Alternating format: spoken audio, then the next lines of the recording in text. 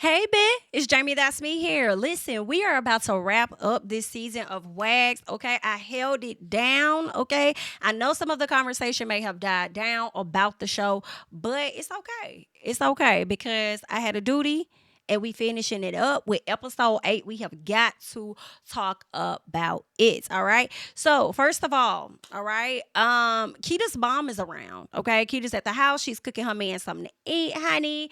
Her mom is over there telling her to pretty much watch the things that she eat, okay? Be careful about this, be careful about that. Her mama just seems like she's a very anal person and very like picky about certain things. And I bet you if Keita gained just a little bit of weight, her mama would be over there, yap, yap, yap, yap, yap. Mama would get on my nerves for sure, honey, for sure. She nitpicks about everything. She was over there talking to her about the breastfeeding. And Keita says that, I'm thinking about breastfeeding because they say you lose weight after that. Her mama said, no, you don't. No, you don't. Now, listen, I'm with mama on that. I don't believe that part, okay? You might lose a piece of weight, but, okay? So I kind of was with mama on that. Where I was not with the mom was those blue contacts, okay? That's where I just could not get with mama. I feel like, mama, we are too old to be carrying on like that, okay? Now, I'm not trying to police or control what it is that you do. I'm just saying, ma'am. No, ma'am. Okay, let's not don't even say that we did. Just don't do it anymore. Okay, you were wrong for that. While you're over there nitpicking at your daughter and don't do this and don't do that. If she would have said, Mama, you need to take those contacts out your eyes, don't do that because you're too old, you would have an issue with that. All right, so don't do that. I was like, are those really her eyes? I'm just looking. I'm like, you know what? I think those are contacts. Okay, I do think that they are. Y'all leave y'all thoughts and comments down below about that. Now, while mommy is there, what we are learning is that Tyreek and Keita are in counseling, okay? They are in counseling at this time, and her mom talks about the guys, like a lot of the football players having multiple girlfriends and stuff like that. It was like she was telling her that she needs to be okay with it. Basically, this man is rich. You guys have a lot of money. Your life is doing very well. He's going to have a lot of girlfriends and you're just going to have to worry. And I'm sorry, not worry, but figure out how to navigate from that. Didn't really like how she said that. And Keita was just like, listen, we've already experienced the worst of the worst. And at this point, I'm just really hoping that, things are better. Okay. I'm really hoping that things are better moving forward. And the worst of the worst isn't so much as him cheating on her because she feels like when he had a lot of those kids, they weren't really together. But when they got back together, that's when they learned about the 3 kids that he was supposed to have had already out there that I think he already knew about. But okay, girl. All right. And also, I feel like mama could be right because he's been out there thotting and bopping, and just because he was able to lock you down with the ring doesn't mean that he won't be on some other SHI. But we shall see. We definitely wish them the best at the end of the day. Okay. Now, she does flashback to a moment where I guess he got arrested. I guess he was speeding, got pulled over, thrown to the ground. She felt like the officers handled him so unnecessarily. Okay. They did a bit too much. I think she was really shocked. Okay. For sure, to know that they are, millionaires or whatever they have going on. And for him to be one of the star players to bring the state so much money, this is how y'all are carrying on. But luckily for him, all they had to do was call his manager. His manager came up there, verified, or agent, whichever one, verified who he was, and he was able to just walk free. I don't even think they gave the man a ticket. Maybe he was rushing because he was trying to get to the game. Okay, or get to practice or something. I don't know. But maybe that was the excuse they used. But anywho, so her mom tells her about praying and how she needs to get down on her knees and pray. And whenever she prays, God moves for her and stuff. And I don't doubt that. But Keita was looking at her mama like, yeah, right. Okay, girl. Okay, girl, you doing a little too much because the cameras are here. All right. And I'm like, I don't know, Keita. I feel like that might be a piece of advice that you're going to see at a later time. Okay. Our parents often tell us something, whether it's about that or anything. And we may be looking at them like, okay, I hear you, girl. And then at a later time, you're going to need to, take that advice or something and be like, you know what? That's what my parents told me, child. But anywho, good luck. All right. Let's get to Alexis and Jonathan because I'm really liking them. I like Jonathan. I like that his house was so clean and everything. He allowed her to cook in the kitchen. They had a good little time there. He was getting a bit touchy and feely with her. She seemed to not have minded. However, I love the pace that they're going. Okay, she's not rushing to do anything. And I wonder, not only because she's enjoying her time because she was with Amari Stoudemire for such a long time, and yes, she wants to dip her toe out there and like date and stuff, but I also feel like the reason she isn't fully progressing yet is also because of her religion and how everything is set up between them. Now, we learned that Jonathan is in real estate. After NFL, he was able to make a life for himself in real estate, and she feels like that's something that's very attractive to her. He tells her about what his non-negotiables used to be. Okay, I don't even know if we really got into his non-negotiable, but we got into what it used to be. And what it used to be for him was women with kids, because he felt like they would always put their children first. And I'm glad that you know that. I'm glad that you know that. And if you are a person that feels like you want to be put first completely or whatever, then yeah, go date a woman that don't have no kids, and don't sit up there and get with a woman that does have kids and expect that to change for you in any type of capacity. So I appreciate you, for recognizing that within yourself. Okay. And Alexis says, that's only fair. And he said, yeah, it's very fair. And I'm glad that you were made aware of that. All right. Because some men don't care.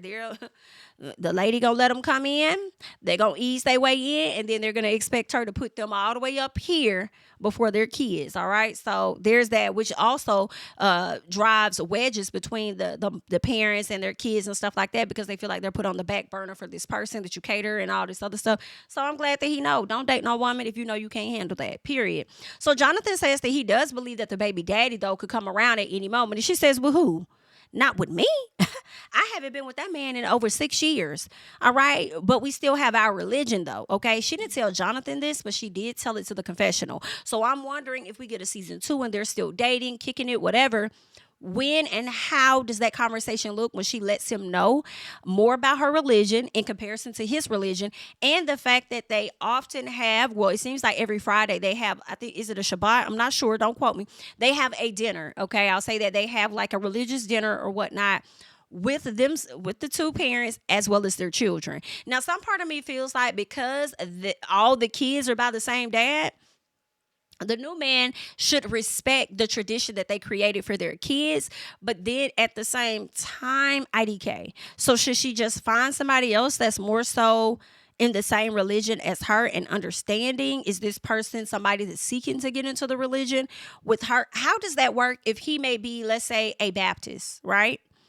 Maybe even a Catholic, whereas you have a completely different religion. I just have to see that dynamic. I have to see the conversation happening, and I have to see how her new partner would navigate around the situation that she has with her kid's father. I would like to see how they play out. But anywho, all in all, enjoyed the date between them two. I'm enjoying the chemistry between them, and I want to see more of them in season 2. Now, Tyreek and Keah decided to do this beach day. All right. So everybody shown up with their kids for the most part, except MJ. MJ didn't bring her kids, from my understanding. I don't know if Alexis brought her kids. I can't recall. But what I will say is most of the couples brought their significant others as well as their children, and they just had a ball out there, all right? Now, Alexis and MJ, they talk about Kodak, okay? They talk about him, and she says that their biggest issue is him trying to play her because she's not dealing with it. You're not going to play me, is what she says. And his biggest issue would be that she doesn't listen. And I said, no, you listen, I'm sure. You're just not listening to his lies all of the time. And he can't fully control you, even though he does have some control over you. You know what I'm saying? For you to crash out the way that you do multiple times, girl. But anywho, all right. Let's see. She also says that she's at a place where she's going to be focusing on herself. And I am so glad that they're not together. I don't know how co-parenting is going for them at this time, especially if he wants to show off the new girl that he's with. I feel like he's going to try to make that more of a priority than the other kids. So I do question what the dynamic is with the parenting for them.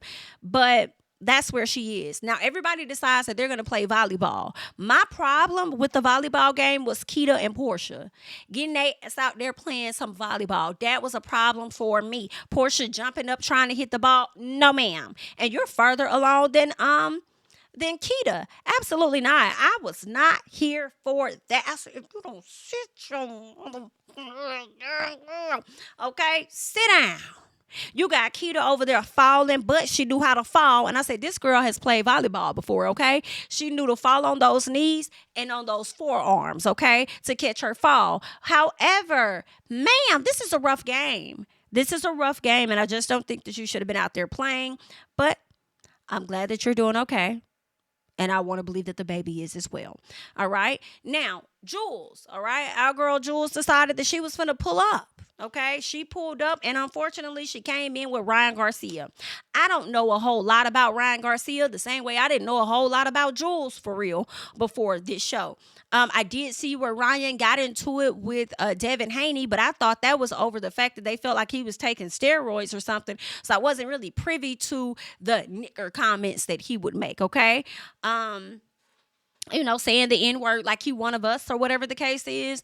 So everybody was kind of confused when she walked up with Ryan. And it's like, why is she walking up with a boxer? Oh, so she needs security? And Ashley said at one point, what she needs security for when she the one that be fine? Hollering.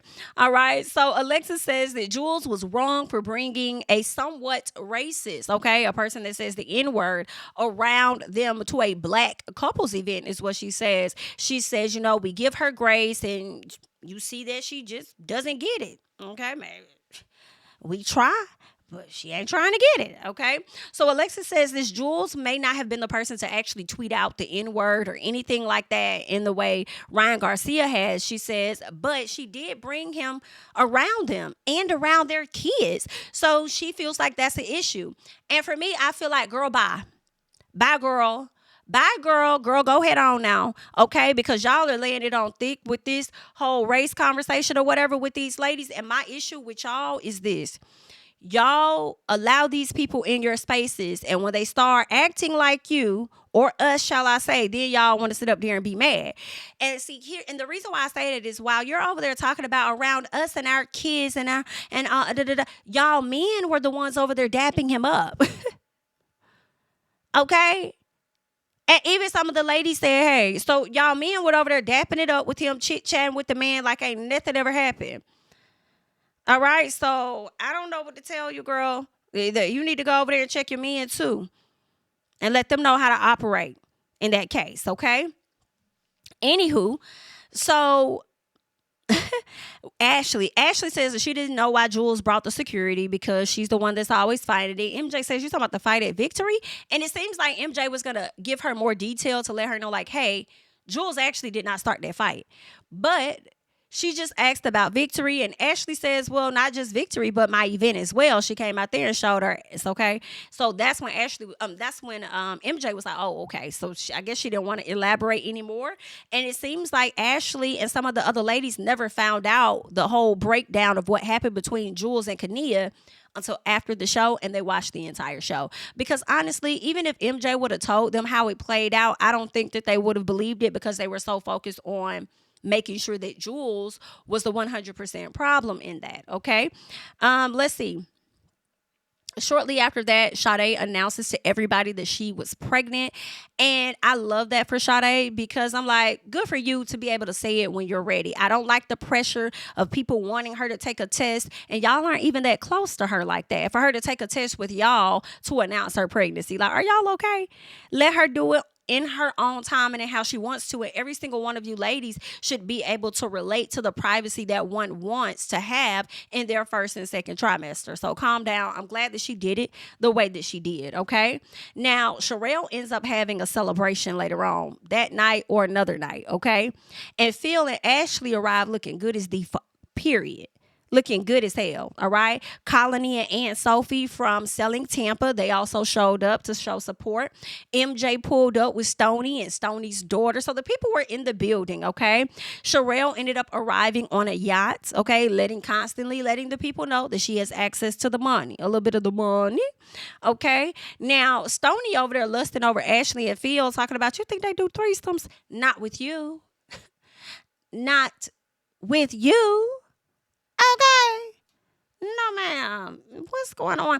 Anywho, Stoney does go on to tell MJ that she heard that Sharelle and Ocho have some type of PR relationship and how they're allowed to have other people. So I guess the conversation of asking about Ashley and Phil swinging okay, and having other people involved in their relationship or whatever, or in the bed, that sparked the conversation for her to bring up Ocho and Sharelle. All right. So MJ is just like, listen, Sharelle, that's my boss or whatever like that. I don't have no issue with her, and I don't want nobody mistaking nothing that I'm saying. So how about I go get her the same way that I called for Jules to come over, and then you and Sharelle can go on and have that conversation.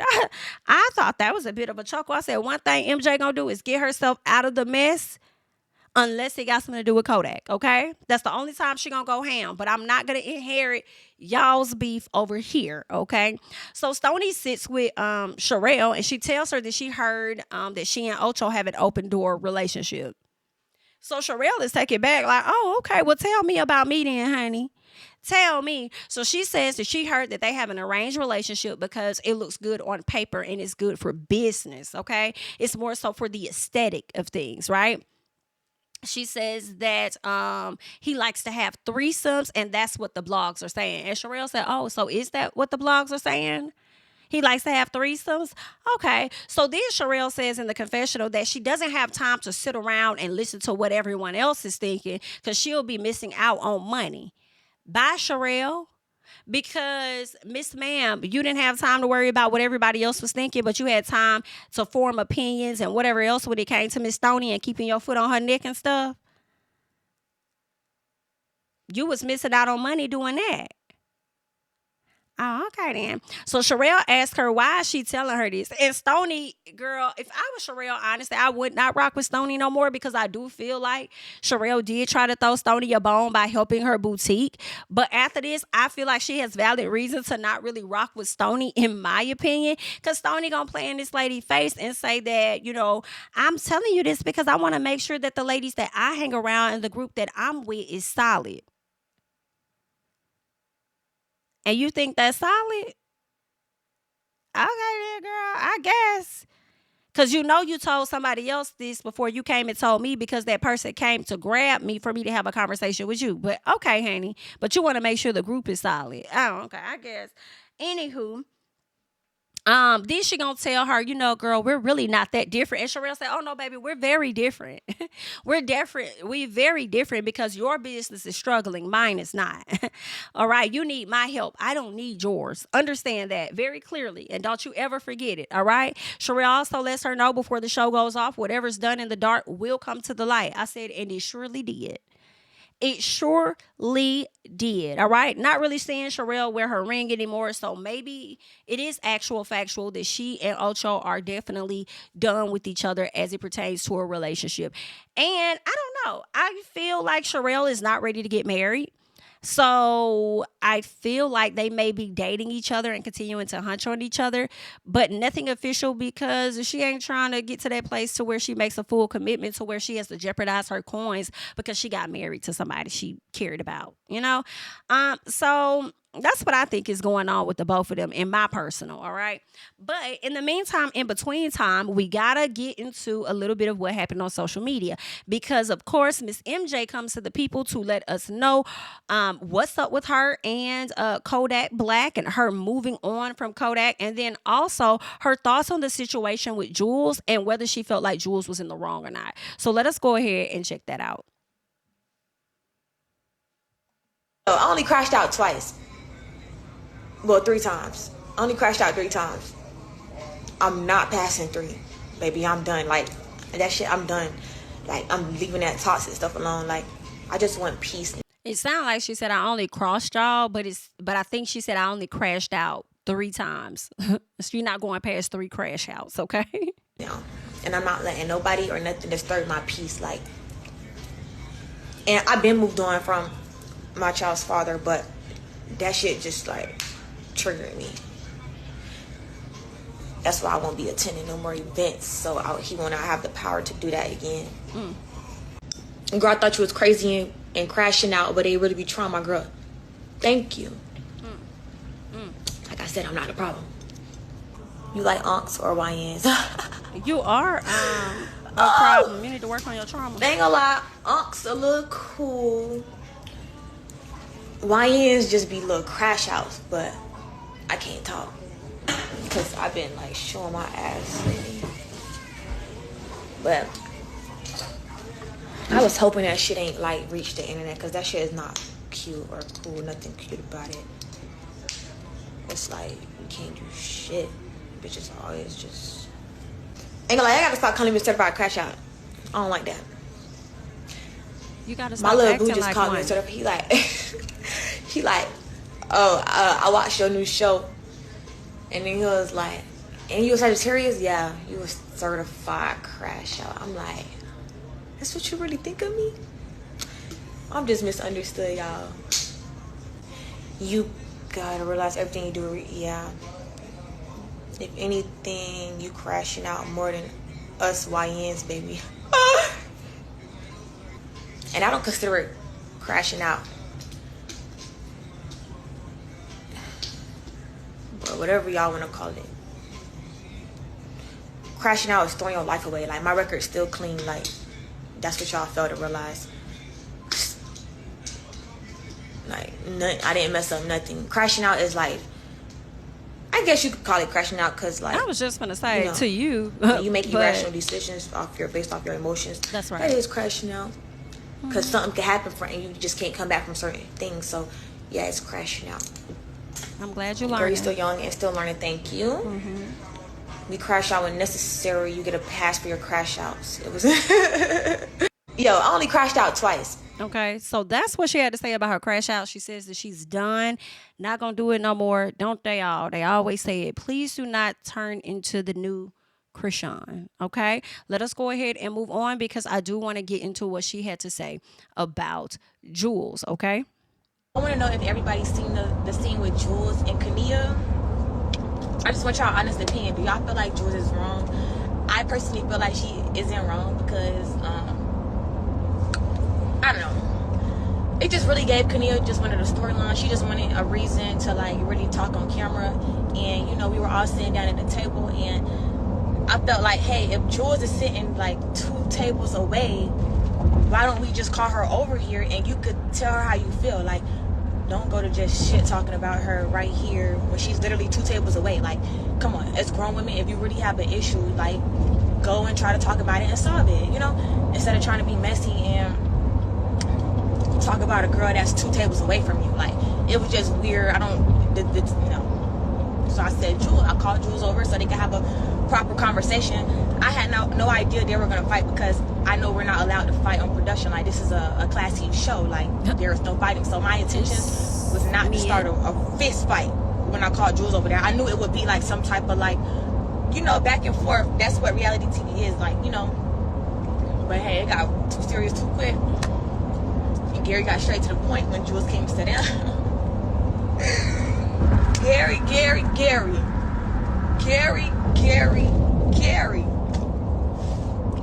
Okay, all right. We're not gonna talk about it.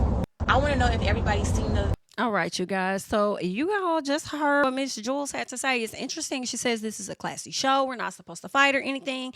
And I am overproduction saying things like that. You guys put people in very interesting situations, and you already know things can get super heated and it can result to people putting their hands on each other. Now, I would like to see people handle situations much better than that, but you know, everybody different, I guess, honey. But either way, good luck. That's all that I have. I hope you all enjoyed the season of Wags. Leave your thoughts and comments down below on the season finale. I'm Jami, that's me. Like, comment, subscribe, share my videos, and I'll catch you guys in the next one. Bye-bye. Tell him I preach to the choir. Stand with my feet to the fire. Give all the glory to God. Stand in the midst of these haters. I'm silent. Nobody can stop me. Just gotta check in my notification. Them numbers hit like it's a praxis.